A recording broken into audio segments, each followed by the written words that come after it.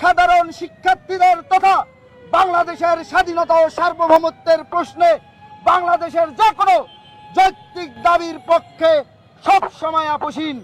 সেই জাতীয়তাবাদের শক্তিকে রুখে দেওয়ার জন্য এমন কোনো শক্তি নেই বাংলাদেশের মাটিতে জন্ম নিয়েছে।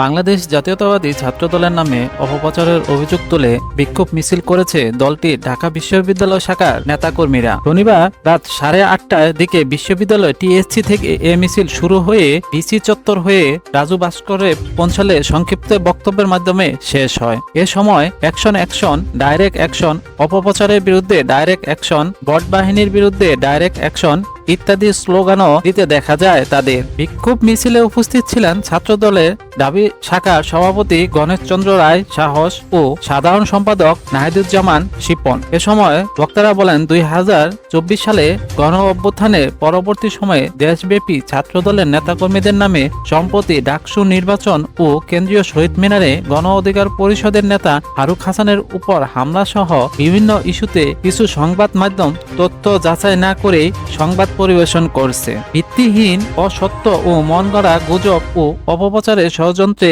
মেতে উঠেছে কুচক্রী একটি মহল। গণেশচন্দ্র রায় সাহস বলেন, কিছু মিথ্যাচার বাহিনী ছাত্রদলের বিরুদ্ধে ষড়যন্ত্রে জাল বুনছে। বিভিন্ন গুপ্ত সংগঠনের নেতাকর্মীরা মিথ্যাচার করে যাচ্ছে।